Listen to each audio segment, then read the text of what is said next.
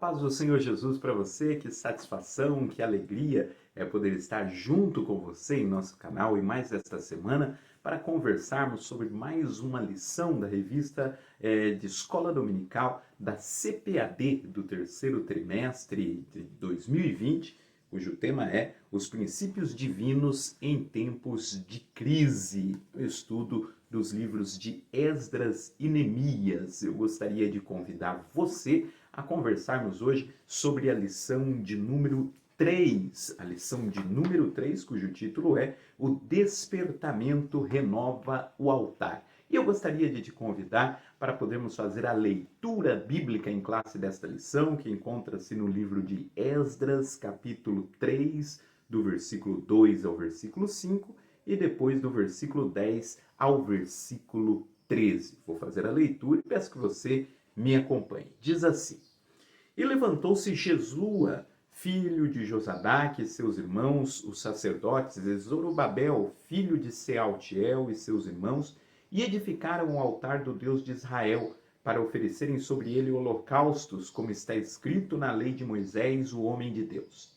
E firmaram o altar sobre as suas bases, porque o terror estava sobre eles, por causa dos povos das terras. E ofereceram sobre ele holocaustos ao Senhor, holocaustos de manhã e de tarde. E celebraram a festa dos tabernáculos, como está escrito, e ofereceram holocaustos de dia em dia, por ordem, conforme o rito, cada coisa no seu dia. E depois disso, o holocausto contínuo e o das luas novas e de todas as solenidades consagradas ao Senhor, como também de qualquer que oferecia oferta voluntária ao Senhor. Versículo 10. Quando, pois, os edificadores lançaram os alicerces do templo do Senhor, então apresentaram-se os sacerdotes, já paramentados e com trombetas, e os levitas, filhos de Asaf, com saltérios, para louvarem ao Senhor conforme a instituição de Davi, rei de Israel. E cantavam a reveses, louvando e celebrando ao Senhor, porque é bom, porque a sua benignidade dura para sempre sobre Israel. E todo o povo jubilou com grande júbilo quando louvou o Senhor pela fundação da casa do Senhor. Porém, muitos dos sacerdotes e levitas e chefes dos pais, já velhos, que viram a primeira casa sobre o seu fundamento, vendo perante os seus olhos esta casa, choraram em altas vozes, mas muitos levantaram as vozes com júbilo e com alegria, de maneira que não discernia o povo as vozes de alegria das vozes do choro do povo, porque o povo jubilava com tão grande júbilo que as vozes se ouviam de muito longe. Amém.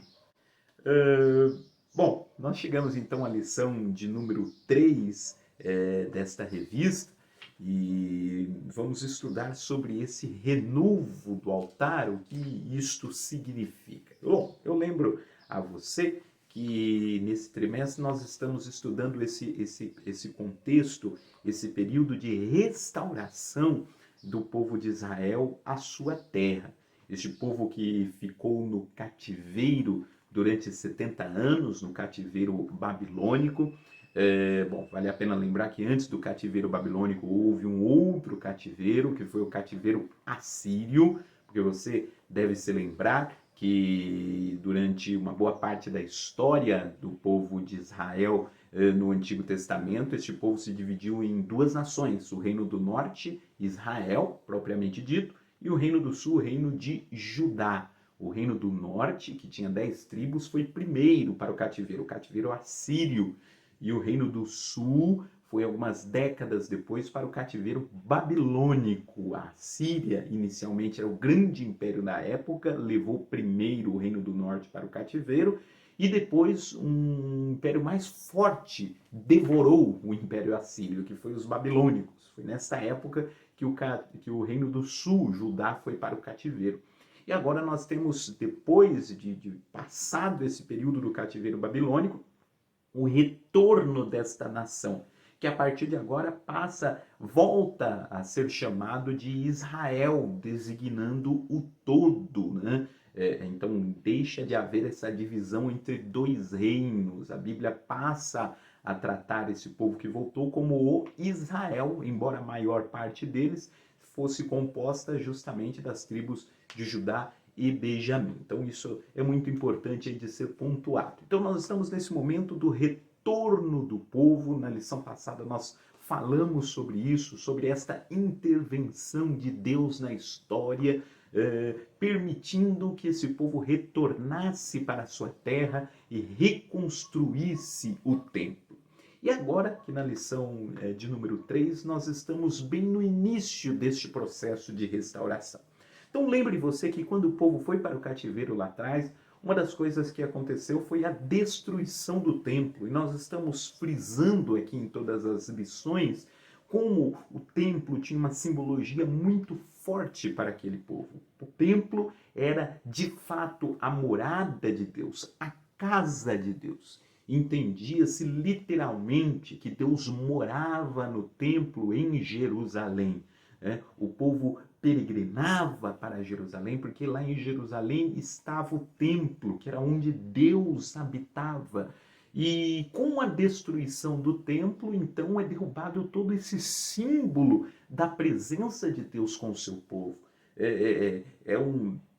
É algo assim que mexeu muito com a identidade daquele povo. Não à toa, durante o período de cativeiro, o povo teve que desenvolver novas formas de adorar a Deus. Teve que desenvolver novas formas de buscar a Deus, entendendo que Deus poderia se manifestar, mesmo que não fosse no templo. Foi daí que surgiram as sinagogas tão comuns no período do Novo Testamento. Mas eu falo tudo isso para frisar essa questão da importância que o templo tinha como um símbolo da presença de Deus. E aqui nesse texto de hoje, eles chegam novamente em Jerusalém, e Jerusalém é uma cidade que está agora destruída, não tem muros. Nós vamos estudar muito isso nas próximas lições. Uma cidade sem muros naquela época era considerada uma cidade totalmente insegura, totalmente sem referência. Eles chegam, a cidade de Jerusalém está com seus muros derrubados, e o que tinha acontecido com o templo? O templo estava destruído. O local de adoração não existia mais. E agora essa primeira comitiva que chega ali naquele local que anteriormente foi um local de glória, da manifestação da presença de Deus, e agora você tem ruínas neste lugar. E qual é a primeira coisa que este grupo aqui faz? Este grupo, ele organiza, ainda que não tivesse ainda o templo construído, o templo seria construído depois, nós vamos falar muito sobre isso no decorrer desse trimestre. A primeira coisa que eles fazem foi edificar um altar ao Senhor. Edificar um altar ao Senhor. Vale a pena lembrar, né, que naquela época do Antigo Testamento, a adoração a Deus, uma das formas de se adorar a Deus que era estabelecida ali na lei, era por intermédio dos sacrifícios. Se você ler o livro de Levítico, se você ler o livro de Números, você vai ver por diversas vezes diferentes orientações que Deus deu àquele povo quanto à adoração por intermédio de sacrifícios. Então, já lá na época do tabernáculo, quando eles estavam no deserto, depois que o templo foi construído, existia uma série de sacrifícios que deveriam ser oferecidos a Deus. Quando alguém pecava, tinha que levar lá um animal para o sacrifício. Quando alguém fazia um voto a Deus, tinha lá a forma como deveria ser feito o sacrifício. Quando alguém agradecia a Deus por algo recebido, tinha lá a forma de oferecer seu sacrifício. Então existiam várias maneiras, várias formas de adorar a Deus por intermédio do sacrifício. E uma das formas deste sacrifício, isso está lá definido no livro de Números, no capítulo 28, se não me foge a memória. Lá no Números capítulo 28, fala-se a respeito dos sacrifícios diários. O que eram os sacrifícios diários? Estava lá estabelecido na lei que o povo todo dia deveria oferecer um sacrifício pela manhã e um sacrifício à tarde. E qual era o sentido deste sacrifício? Era um sacrifício contínuo. Além desse sacrifício contínuo, tinham os outros sacrifícios. Tinha o sacrifício, como eu falei, pelo agradecimento a Deus, tinha o sacrifício pelo pagamento do voto, tinha o sacrifício de perdão, perdão pela culpa, perdão pelo pecado, enfim. Mas, independente de todos esses sacrifícios, existia ali o sacrifício contínuo, o sacrifício diário. Tinha o sacrifício da manhã e o sacrifício da tarde. E o objetivo desse sacrifício era destacar a importância da adoração diária a Deus. Diariamente o povo deveria se lembrar de Deus e oferecer louvores, oferecer a sua adoração por intermédio de sacrifício a Deus. Era uma forma de Deus inscrever a adoração a Ele no cotidiano do seu povo. E aqui no texto que nós lemos, nós vimos que a primeira coisa que eles fizeram quando chegaram ali, quer dizer, chegaram no local destruído, no meio de ruínas, né? Eu imagino assim, bem um cenário como se fosse um cenário de guerra, né? As casas lá derrubadas, enfim, chegaram naquele cenário caótico. E qual é a primeira coisa que se fez? Então, no versículo 2 diz que assim que eles chegaram, eles edificaram o altar do Deus de Israel para oferecerem sobre ele holocaustos. Primeira coisa que foi feita. Nós precisamos retomar a adoração a Deus. Nós precisamos inscrever a adoração a Deus novamente no nosso cotidiano. E alguém poderia dizer, mas nós não temos o templo ainda construído. E a resposta foi, não tem problema. Enquanto o templo não é reconstruído, nós vamos fazer pelo menos um altar. E os sacrifícios que são exigidos lá na lei, nós vamos voltar a fazer. Ainda que não seja no templo, porque o templo ainda não está construído, mas um altar nós vamos fazer. E a primeira coisa que fazem, eles reconstroem o altar.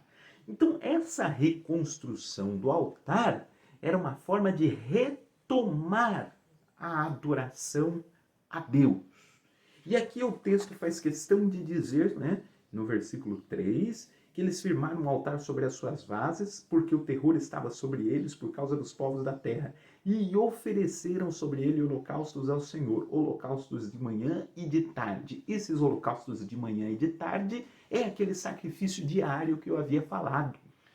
E aqui o texto diz que eles chegaram num contexto de terror, porque aquele lugar onde anteriormente tinha sido o templo, era a cidade de Jerusalém, que era o local onde Deus habitava. Agora existiam outros povos de outras nações que estavam habitando ali e que faziam pressão sobre aquele povo. O povo estava se sentindo aterrorizado, com medo.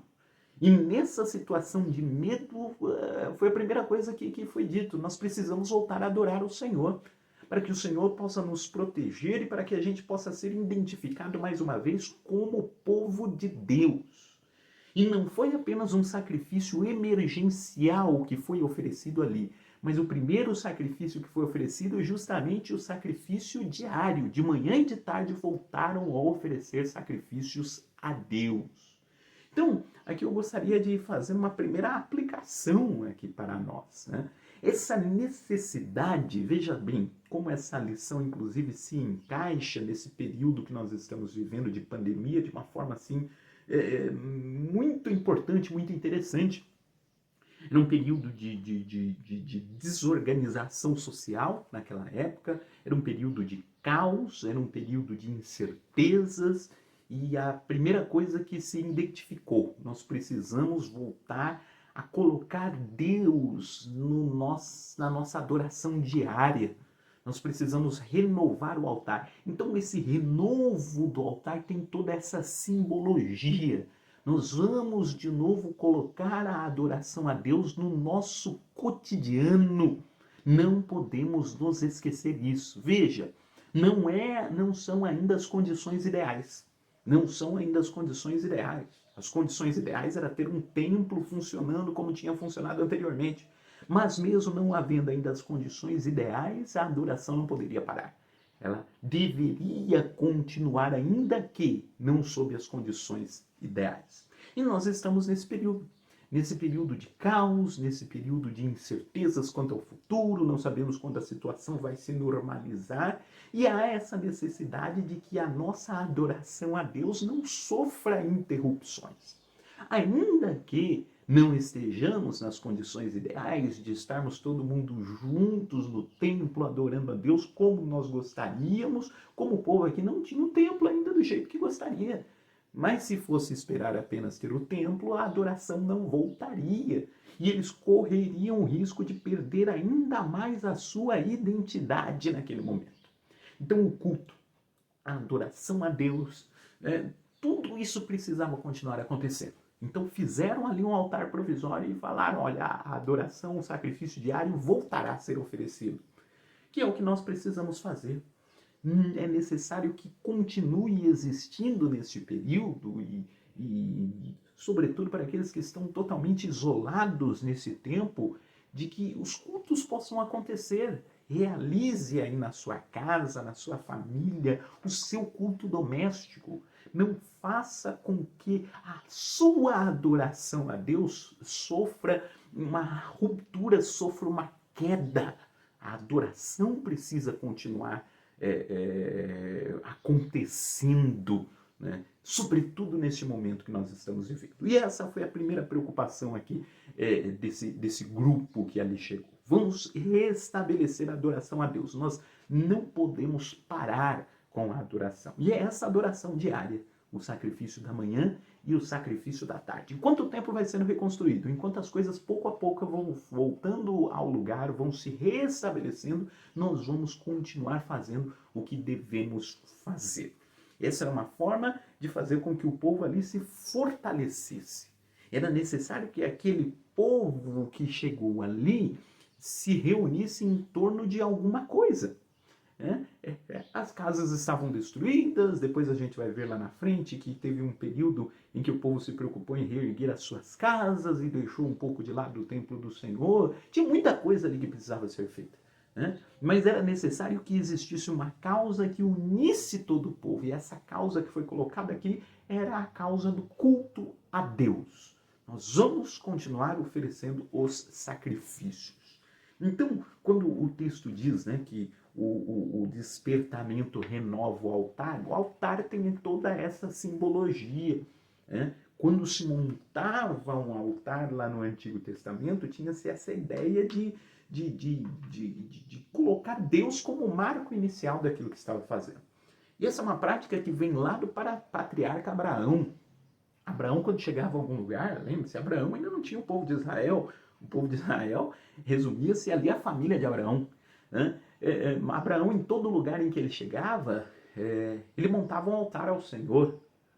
E ele era um peregrino, Abraão, ele ficava vagando de um lugar para outro, e toda vez que ele se estabelecia em algum lugar, lá estava Abraão construindo um altar.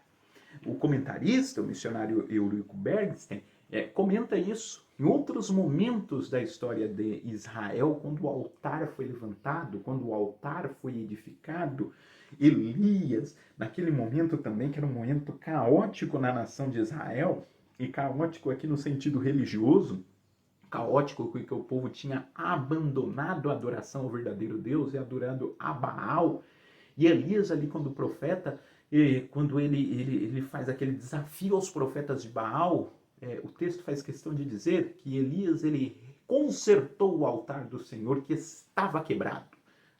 Diz, nós não precisamos, para fazer alguma coisa aqui, o altar ele precisa estar consertado novamente. E Elias renovou o altar. Então, em vários momentos do Antigo Testamento aparece essa expressão, o renovo do altar, o conserto do altar, que se aplica para nós de uma forma muito interessante. Logicamente que hoje ninguém mais vai construir um altar no sentido físico, não precisamos mais de altares neste sentido, porque o altar agora ele foi transferido para dentro do nosso coração. Dentro do nosso coração tem um altar, onde nós devemos oferecer a nossa adoração a Deus, que não acontece mais pela entrega de animais, enfim, como acontecia aqui, mas nós temos a nossa forma de adorar a Deus, e não pode parar. O sacrifício diário precisa acontecer dentro do nosso coração. É claro, o sacrifício de Cristo é o sacrifício perfeito, não há mais necessidade de sacrifícios para serem oferecidos a Deus, mas há necessidade do nosso louvor. Há necessidade da nossa adoração. Há necessidade do nosso contato diário com Deus que acontece dentro lá do templo, que é o nosso coração. Isso não pode parar. Então nós precisamos encontrar formas de oferecer a Deus esse sacrifício no nosso coração e de nos alegrarmos juntamente com os irmãos, pois é isso que a Bíblia recomenda à igreja do Senhor Jesus. Bom, continuando então, eles firmaram esse altar quando eles se estabeleceram ali na Nova Terra.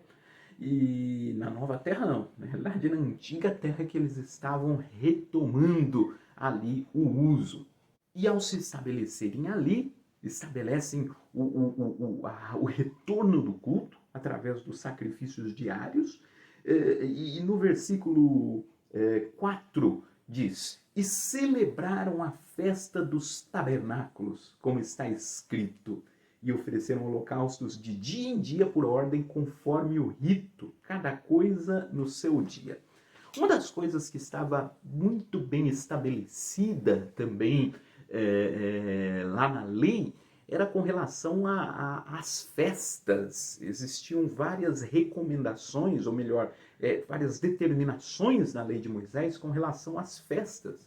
Uma das festas que deveria acontecer anualmente era a festa dos tabernáculos. O que era a festa dos tabernáculos? A festa dos tabernáculos era uma comemoração anual em que o povo deveria morar em tendas, deveria montar a sua tenda para lembrar-se do tempo que o povo vagou pelo deserto andando em tendas. Era uma festa que tinha esse objetivo de lembrar o passado do povo. Né? E o passado tem muito a ver com a identidade. Né? O que diz que o que nós somos hoje é justamente o que nós vivemos no passado. O nosso passado é uma forma de nós estabelecermos qual é a nossa identidade. A nossa história permitiu que nós fôssemos quem nós somos hoje. E Deus estabeleceu diversas festas com esse propósito também de fazer com que o povo lembrasse quem ele era, quem ele foi lá no passado e o que Deus fez por ele. E uma dessas festas era a festa dos tabernáculos. Então, chegando ali naquele momento, uma das coisas que foi determinada foi: nós vamos restabelecer os sacrifícios, ainda que não tenhamos o templo, e vamos voltar a fazer as festas. E está falando na época da festa dos tabernáculos, vamos fazer novamente a festa do tabernáculo. Vamos voltar, e o texto diz aqui que voltaram-se os ritos. O que é um rito? O rito é a forma como nós, a forma material de nós estabelecermos, de nós mostrarmos alguma verdade espiritual. Como assim? O rito é algo que a gente faz, que a gente vê, que a gente pode fazer mesmo no sentido material e que nos lembra de uma verdade maior. A Santa Ceia é um rito, o batismo é um rito, ainda que a gente talvez não goste muito dessa expressão rito neste contexto, mas é uma celebração. O rito seria uma espécie de uma celebração, algo que nós fazemos para confirmar uma ideia. Não é? Nós celebramos a Santa Ceia porque nós entendemos que ao fazermos aquele rito, nós estamos nos lembrando daquilo que Cristo fez por nós. E existiam vários ritos aqui para o povo. E todos esses ritos foram retomados para que novamente essa memória do povo fosse reativada, fosse retomada. E uma das coisas foi essa festa dos tabernáculos. Né? E aí no versículo 5, e depois disso o holocausto contínuo e as luas novas e todas as solenidades consagradas ao Senhor, como também de qualquer oferta voluntária que se oferecia ao Senhor. Então veja, tudo foi retomado. O versículo 10 diz que quando os edificadores lançaram os alicerces do templo do Senhor, então chegou aquele momento, falaram: olha, nós estamos fazendo esses sacrifícios provisórios, mas nós vamos reerguer o templo. E fizeram ali uma solenidade para lançar os alicerces, iam começar novamente o templo. E no dia em que esse alicerce foi retomado, né, apresentaram-se os sacerdotes já paramentados e com as trombetas, e os levitas, filhos de Asaf, com saltérios para louvarem ao Senhor, conforme a instituição de Davi, rei de Israel. no dia que o templo foi iniciado, foi lançada a pedra fundamental, para pensar numa expressão que a gente hoje usa, né? Quando começaram a fazer os alicerces do novo templo, os sacerdotes apareceram paramentados, ou seja, vestidos lá com as roupas sacerdotais que estavam determinadas lá na lei. Né? E aí os levitas responsáveis pela adoração vieram com saltério, com os tambores, louvando e adorando a Deus. Era o culto sendo restabelecido, é a identidade religiosa do povo sendo novamente retomada ali. E é muito importante isso para nós, é muito importante nós termos na nossa vida, sobretudo nesses momentos caóticos, esses sinais que reforçam para nós, né, quem nós somos, esses sinais de retomada do culto, da nossa adoração particular a Deus. É necessário muitas vezes nós termos essa atitude de fazer algo que mostre verdadeiramente a nossa atitude de adoração. Lá no Novo Testamento, houve, por exemplo, aquela mulher que lançou o perfume lá aos pés de Jesus, curvou-se ali e o adorou. Tem momentos em que, para retomar, né, a nossa atitude de adoração, a gente precisa lá se lançar de joelhos na presença de Deus, orar, adorar a Ele, externar pelo nosso corpo, né, essa nossa atitude de novamente retomarmos a adoração, ou erguer bem alta a voz e cantar, ou seja, demonstrar externamente essa nossa atitude de adoração. Foi isso o que o povo fez. E fez de uma forma muito organizada. Ainda, repito isso, ainda que não nas condições ideais. Às vezes não ia esperar a condição ideal para retomarem a adoração. Continuaram adorando a Deus dentro daquele contexto em que eles estavam vivendo. Versículo 11, e cantavam a revezes, louvando e celebrando ao Senhor, porque é bom. Ou seja, muito provavelmente eles estavam cantando o Salmo 136. O Salmo 36 é aquele salmo diferente, que todos os versículos aparece lá a expressão, porque a sua benignidade dura para sempre. Aqui dá-nos a entender que estavam cantando esse salmo, porque diz que estavam celebrando ao Senhor porque é bom e porque a sua benignidade dura para sempre. Então imagina aquele grupo se reunindo, restabeleceram ali o altar e começaram a cantar o Salmo 136, relembrando que a benignidade e a misericórdia do Senhor duram e se estendem de geração a geração. Então é esse contexto de celebração, de retomada daquele povo. Isso tinha muito a ver com essa identidade do povo, precisava ficar bem estabelecido quem era aquele povo. Esse texto me lembra bastante num texto que está lá no livro de Josué, quando o povo entrou para tomar posse da terra, lá no livro de Josué, da terra prometida, da terra de Canaã. Uma das primeiras coisas que eles fizeram foi celebrar a Páscoa. Fizeram a circuncisão do povo, que o povo que estava entrando não era circuncidado, e lá no deserto a prática da circuncisão caiu em desuso. Fizeram a circuncisão do povo e celebraram a Páscoa. Depois de 40 anos do deserto, eles haviam celebrado a Páscoa apenas 2 vezes. A primeira Páscoa e 2 anos depois. Depois passaram todo aquele período da época ali do deserto sem celebrar a Páscoa. E quando entraram na Terra Prometida para conquistar, antes de começar as conquistas, Josué disse, primeira coisa, precisamos fazer o que está escrito lá na lei. Precisamos retomar, vamos celebrar a Páscoa novamente. A Páscoa foi celebrada. Antes de ir à conquista, era necessário restabelecer o culto. Antes de nos propormos a fazer qualquer coisa para Deus, a primeira coisa que deve acontecer é o nosso culto, a nossa adoração particular a Deus, a nossa atitude de reconhecer a soberania e a grandeza de Deus, nosso período de oração. Tudo deve começar aí. Aqui tudo começou com o altar. Antes da construção do muro, antes de qualquer outra coisa, começou com o altar, começou com a adoração. Qualquer coisa que nós nos propomos a fazer na nossa vida deve começar com a oração, com a busca a Deus, com a nossa adoração particular a Deus. E agora eu vou aqui para os últimos 2 versículos que são tratados da lição, apenas para fazer um comentário que também será retomado em outros momentos desta aula, ou melhor, desse trimestre todo. Houve ali um conflito de gerações. Eu acho muito interessante isso que é colocado aqui no versículo 12 e no versículo 13.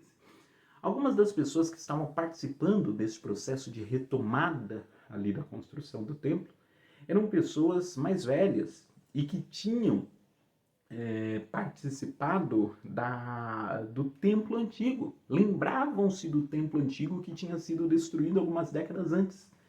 E outras pessoas que nasceram durante o cativeiro ou que eram crianças lá no começo e talvez não se lembrassem do templo antigo que tinha em Jerusalém, participaram desse processo de retomada. E aqui o texto diz que aconteceu algo muito curioso, porque os antigos se lembraram do antigo templo e quando viram aquela situação atual, choraram.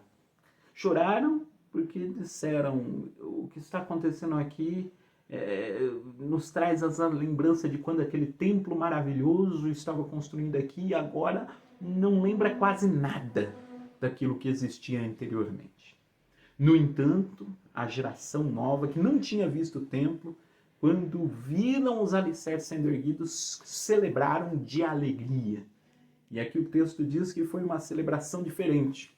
Foi uma celebração onde uma parte do povo, a parte mais antiga, chorava e a parte mais nova celebrava. E não era possível distinguir quem estava chorando, ou seja, as vozes se misturavam, né? A voz do choro e a voz de alegria, na mesma multidão e pelo mesmo motivo.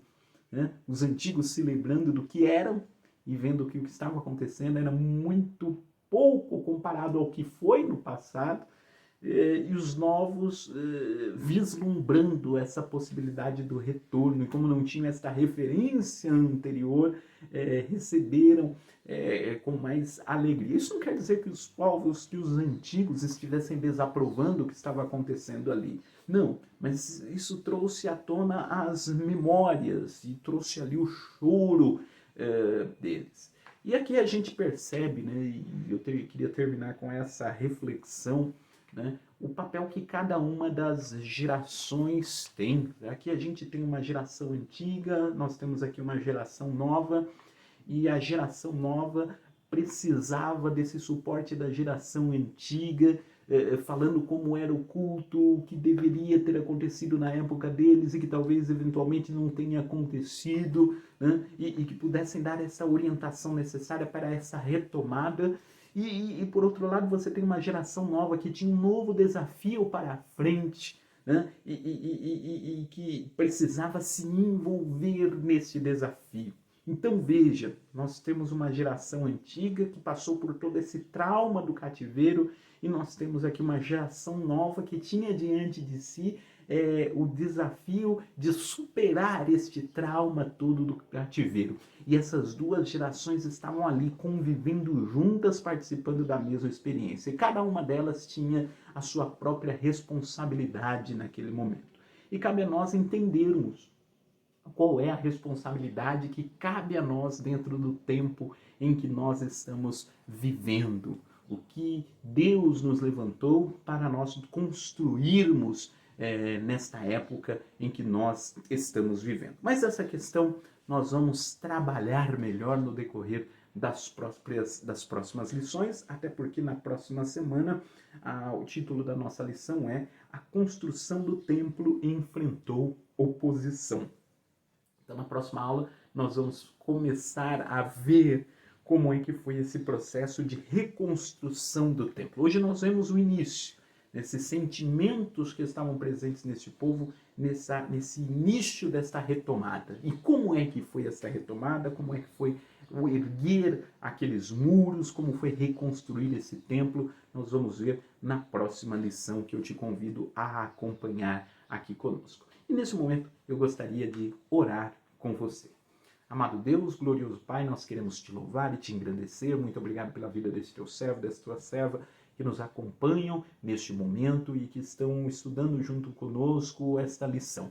Quero lhe pedir, Senhor, que o teu nome continue a ser glorificado em nossas vidas, que tu possas nos abençoar, que tu possas nos alcançar e que possas nos usar, a cada um de nós, Senhor, dentro dos desafios que foram colocados a nós nesta época em que nós vivemos. Dê-nos a oportunidade sempre, Senhor, estabelecermos o nosso altar, estabelecermos, Senhor, a adoração devida ao Teu nome, para que assim, Senhor, Tu possas ser glorificado e louvado em todas as coisas. É o nosso pedido em nome de Jesus. Amém. Amém, meu irmão. Amém, minha irmã. Que Deus possa te abençoar e um forte abraço.